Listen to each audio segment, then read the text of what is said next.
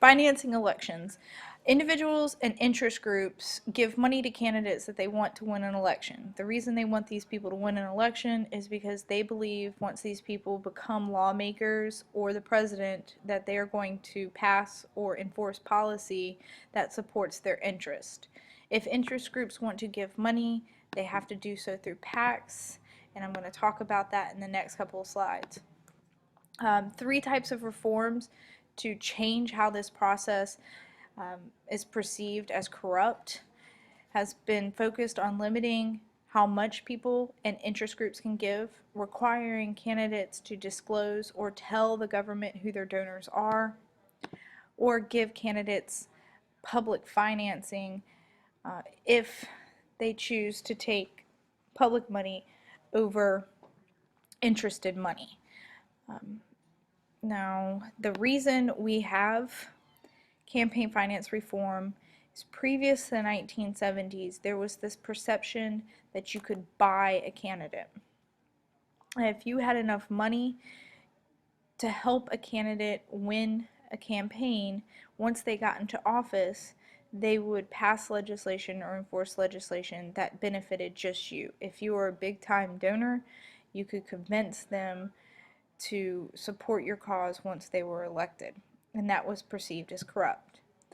And I said it in class, but I'll reiterate it, that's the concept of quid pro quo, where you would scratch a candidate's back and help them pay for expensive elections, and in return they would pass policy that benefited you. Okay, so the first time the United States government passed effective campaign finance reform or tried to make the system more clear and fair was in 1971 with the Federal Election Campaign Act. This is often nicknamed FACRA, or FECA. FACRA comes later.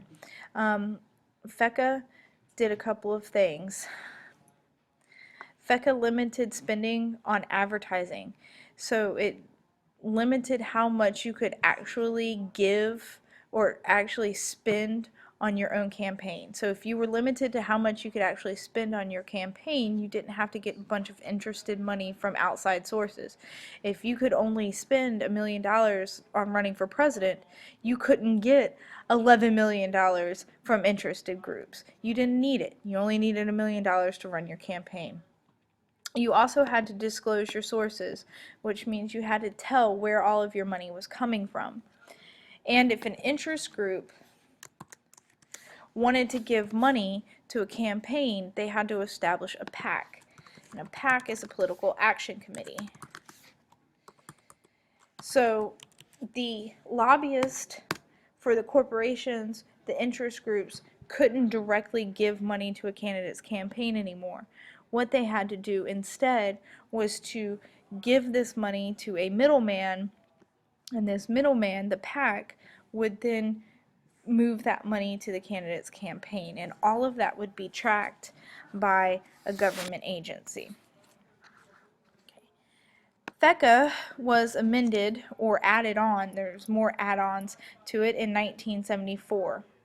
1974, what they added was public funding, where people's $3 donations, $3 comes off of your tax form, people would give $3, that $3 would go into a government bank account, and if you were running for president, you could choose to pull your campaign money out of that bank account. If you choose to pull your money out of that bank account, then you have to forego any special interest group money that you could potentially earn. Now, when candidates go for the public funding, they tend to lose the election. McCain chose public funding as an option to fund his campaign against Barack Obama in 2008, and obviously he lost. Barack Obama outspent him. Another thing that the amended FECA did was establish the Federal Election Committee, or excuse me, Commission. The Federal Election Commission enforces campaign finance reforms, and it enforces those limits. So basically, they're the overseers of making sure that you have claimed all of your campaign finance money. Hold on, I'm trying to arrange this in the text box. I apologize. Ugh, well, that did not work. Hold on one second. Mr. Hogan's yelling at his kids. It's kind of funny. That didn't work either.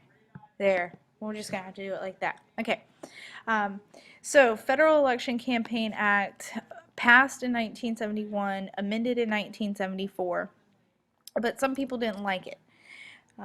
People who had a lot of money and a lot of ability to contribute to a candidate's campaigns felt like this reform limited their free speech.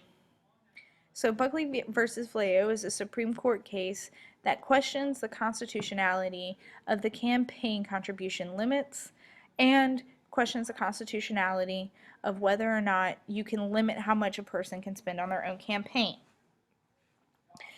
Now, in this case, it is key that you understand that the Supreme Court had to decide if money given to a campaign is the same as free speech.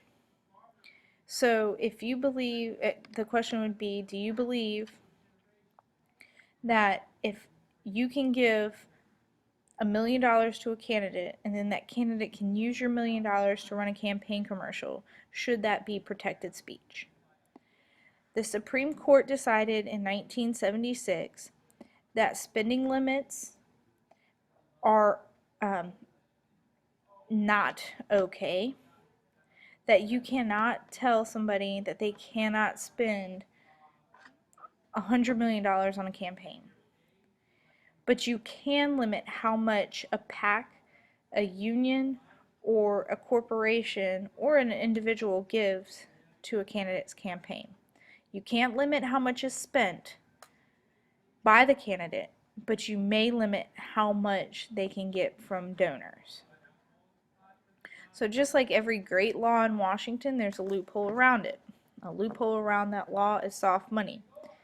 Soft money was established as a way to get around the limits of how much you can give a candidate's campaign.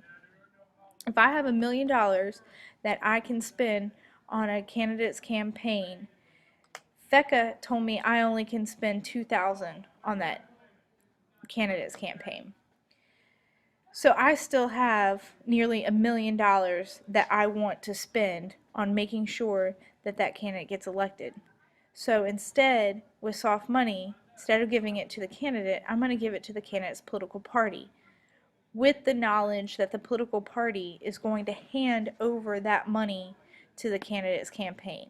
That is soft money. Soft money is the unlimited amount of money that's given to a candidate's political party in order to avoid the spending limits that were put into place by FECA.